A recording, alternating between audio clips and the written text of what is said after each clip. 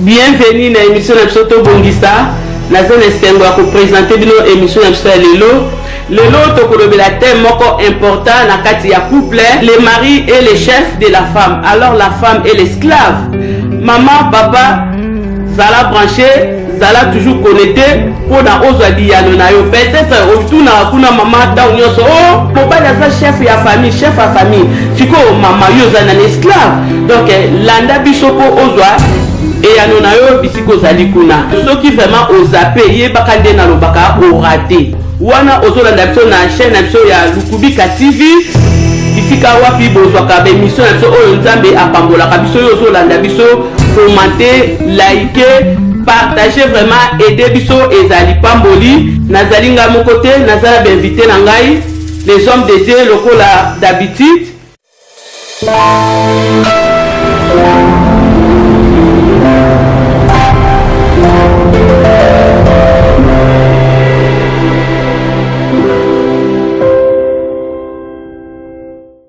Naza déjà na invité na nga na kati ya plateau. Bonjour évangéliste Lukubika Guy Christ de l'éternité. Bonjour maman Lukubika, nzamba pambola yo, apambola émission Tobongisa pe, apambola bande konyo bozali kolanda biso oyo boza kosala émission Tobongisa Confiance pe Lukubika TV, nzamba pambola bino mingi. Bonjour pasteur Norbert Katini. Bonjour nom de Christ. C'est makasi à participer à l'émission na biso ya Tobongisa pe mbote na ba oyo bazolanda biso na kombo na Yesu Masia. Tozali ya kosepela vraiment wana ba invité na biso bazozela vraiment biyano na bango bisika bavandi. Pasteur Norbert Katenda mekana ko expliquer biso ndenge parole de Dieu et le bel biso awa les maris et les chefs de la femme. Merci beaucoup maman pour motuna wana ndenge Bible ezali kotalisa biso ke mobali azali chef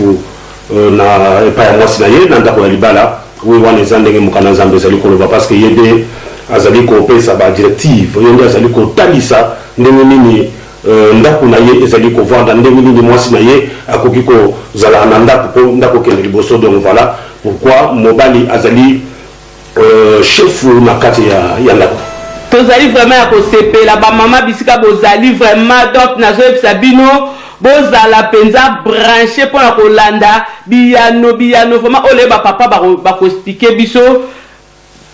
tabu oto katang nyonso ngai mobali naza ngande mkonza ndako ngande mkonza mwasi toyo kango depuis mukile banda oyo kaka l'église ndenge moko na famille ndenge moko banga mobali na o mobali na aza mkonza famille aza chef na yo vraiment siko lelo mama zala wana oyoka omona papa vraiment kamke okanga munoko okoloba te oyebiteke ngani mkonza ndako lelo mama ozuzwe ya nunao oyoka ata onyoso papa lobaka naza chef ya famille ndenge Bible ezobela biso mais lelo ba papa ba mo ba vraiment ba ko expliquer biso évangéliste Lukubika expliquer biso na vraiment nini Bible ngotel c'est biso que les maris et les chefs de la femme. Alors moi si c'est quoi un esclave. Bible zoloba oui, les maris et les chefs de la femme. Donc vraiment Bible zotel sabiso na Éphésiens chapitre na kolinga mingi vraiment totanga yango. Bible zotel sabiso na Éphésiens chapitre 5 na verset 23 car les maris et les chefs de la femme comme Christ est le chef de l'église qui est son corps et dont il est le sauveur. Donc, tout ça comprend déjà, et ça question moko oyo otuni eza malamu mingi pona ba auditeur to pe ba auditrice na biso o ya émission Tobongisa. Et ça très important pour Bible nous te soulever et le Corana et le to mona ba papa mingi ba profita le fait que Bible lobby ba zali ba chef o zali ya basi ya ba mama les maris et les chefs de la femme. Donc, elingi koloba tout simplement que elingi koloba te que le fait ya kozala chef yangonde et eza que papa a konza mama, papa a dominé mama azali esclave te elingi koloba bongo te mama ko kozala esclave te parce que papa azali chef mais nzamba zotalisa na sens moko ezali ya organisation ya ndako na sens moko ezali ya organisation ya ndako que papa par rapport à hiérarchie andako papa azali chef et kozala chef et li koloba tout simplement kozwa ba responsabilité kozala vraiment ozali responsable de kosime ozali ba responsabilité non, c'est-à-dire ko s'occuper ozali na mwasi na yo na mama parce que yo ndo ozali chef na ye, ko s'occuper ozali na bana parce que yo ndo muto ozali chef na bango. Eza ndenge moko to na armée chef asokipaka oyo ezali na ba subalterne na ye to pe ba soldat na ye. Ndenge moko po ezali na ba entreprise chef nde mutu asokipaka oyo ezali na ba travailleur soki quelque chose e marché te chef makambo to ezala mutu na ye. Donc soki mobulu ezali to nini bakendaka toujours pas chef pour notalisa ke chef tala likambo boyeboye ye apesa solution. Eza tout simplement na sens oyo ezali ya organisation et que papa yende chef pour na ko organiser ndako kozwa soin ya ndako kosala ke ndako et marché ezali te que maman azali esclave. Ah mais papa ba mo contredit bango papa dit que ngai tant que Bible etengai chef de la femme donc ndenge zawana donc ngai nde avma mutu no lobana na emo so ngai na lobite mutu so akoloba azate siko. Oui, ça papa nous. Non mais eza erreur moko grave. Yo papa oyo osala ka babilo bongo tikala jamais koza la chef. Oza chef te. Koza la chef elingi koloba ke oza responsable, c'est-à-dire oza na responsabilité moko ya ko prendre soin ozali ya ndaku na yo, ya mwasi na yo. Yango mon souhaite continuer texte ngo bazolo ba mari aimez vos femmes, c'est-à-dire vous devez aimer vos femmes comme Christ alingi église. Bazo ça la allusion aux années ya mari aux années physique na Christ aux années Nzambe, donc Dieu qui est spirituel. Donc bazo ça l'allusion na parce que eza eloko moko e marchaka ensemble, donc eza eloko moko erreur moko grave. Ba papa oyo ba maltraitaka oyo zali basi na bango ba mama oyo ba négligeaka ba papa oyo abimaka na ye atiki ndaku na ye akeko samize amona na kate na ndaku ko beta mama ko maltraiter mama oyaka ko zwi mbongo to okemela nango masango ko sala nango débauche oke ba voyage ko sala ba ambiance kuna ya Kikole na Kishasa eza vraiment erreur moko grave wana ezali koza la chef te. Un chef azali responsable. Bible banabiso na Marc chapitre 19 verset 15. Yesu ayaki pona teba servir ye, mais yende a servir. Donc a servir, c'est-à-dire Yesu yende mtazali mutu ya église, la tête de l'église. Donc chef. Donc chef il ko symboliser aussi mutu. Ezali kotalisa mutu azali mutu yende mutu. Azali vraiment liboso azali devant des mona Yesu oyo bazotalisa biso toujours na Ephésiens 5:22 azali kotalisa biso Yesu azali chef ya église le lenge moko ayaki te po ba servir ye mais ayaki nde po a servir bato. Donc rôle ya papa yango wana pona ko servir mwasi pe pona ko servir ezali bana, c'est-à-dire ko servir ezali famille na ekozwa soit ezali ya famille na ki chef ni ko lobate ke obetaka mama o maltraiter mwasi o fingaka mwasi o banda ko négliger bana o négliger ndako na yo o sala n'importe quoi parce que yon de chef yon d'autorité te, ce n'est pas ça, eza erreur grave. C'est pas ça, eza erreur grave. Ba mama bino mo boyoka, papa yo pe kuno siko zali ozoyoka donc toza apona ko condamner ni papa ni mama mais toza apona ko bongisa to bongisa kaka. Pasteur Norbert, expliquez biso na oh Bible ngolo acception nini. Bon, nazali kozonga na maloba omoni papa évangéliste sauti déjà pour le place on a déjà la question verset watangeli parce que na kozonga na à partir de Ephésiens wana to auti kotanga na verset 3. Ozonga na bazona c'est déjà exemple que parce que tolo bele comme chef ya famille est-ce que mobali azali chef na katanda kuna ye ba responsabilité on mo ba la place on que non mobali azali chef ya mwasi lokola Christ azali chef ya église bazali ko lakisa responsabilité. Donc chef wana eza chef teme tozali militaire ezate koza soldat ezate koza général ezate koza na kati ya bataillon parce que tant bazolo ba ki chef wana ezali dans le sens ya ko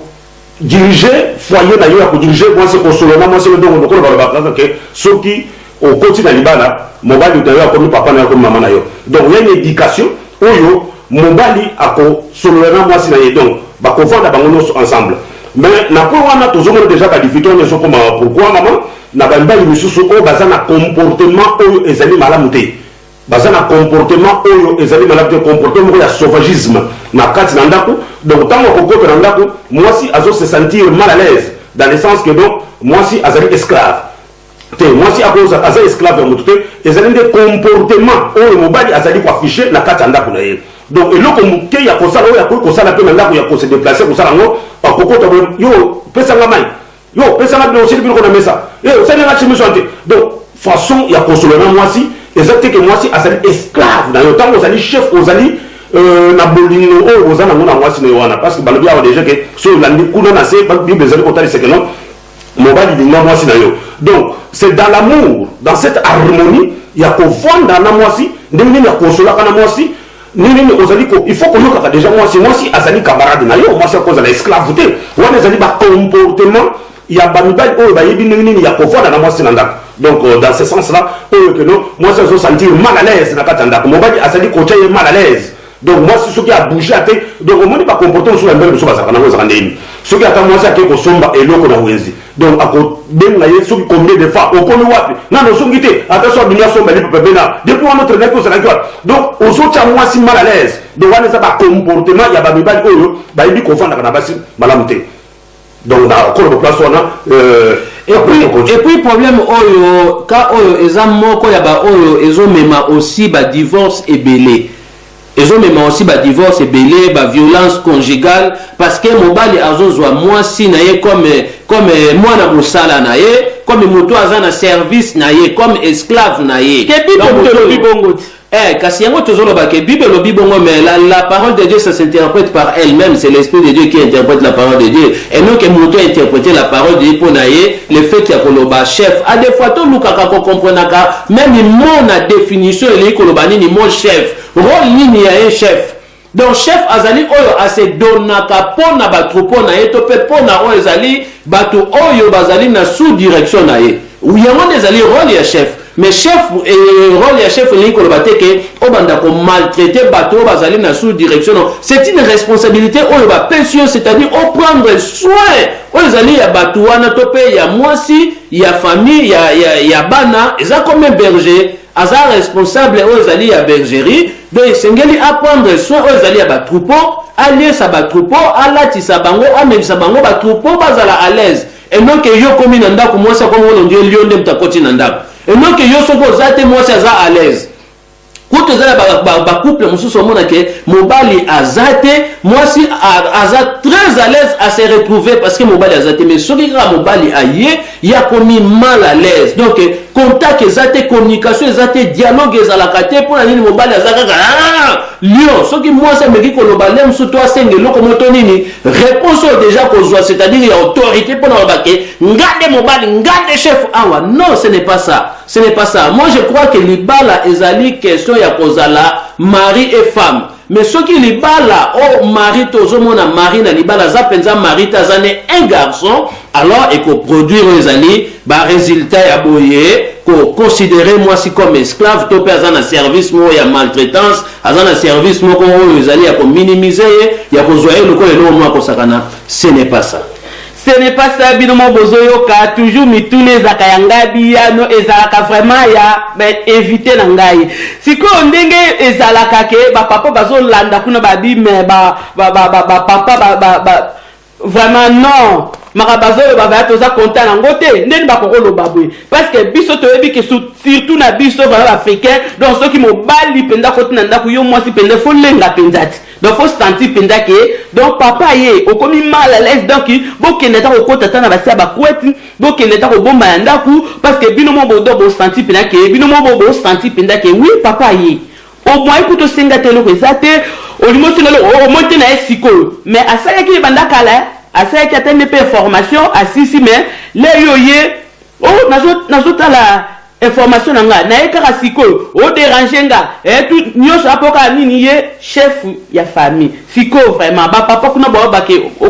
contredire bangote non problème eza teke ya ko contredire donc il faut tout la vérité de les ali pour que changement et compte après mbongone compte na mabala. Pour moi déjà bilo bwana zo c'est déjà que zo pousser déjà la divorce sur ça de ma partie la comportement mabé o bamibali mususu bazanango bamibali mususu bazana ba comportement mabe penza donc tango ozoli mwasi azali camarade na yo mwasi azali mutu o confidence o kosala na ye o solo na ye makambutu bo solo na ye bozo s'organiser parce que bozana kati ya couple aza camarade na yo ozo bise makambu na yo bozo il faut dialogue wana ya malamu boko kozala nango na mwasi na yo za camarade na yo donc ezateke mwasi azali ennemi na yo te mwasi azali esclave na yo te na ndako biloko wana eza na ba comportement wana bamibali mususu bazala nango c'est vrai il faut le dire tango akoti na ndako boye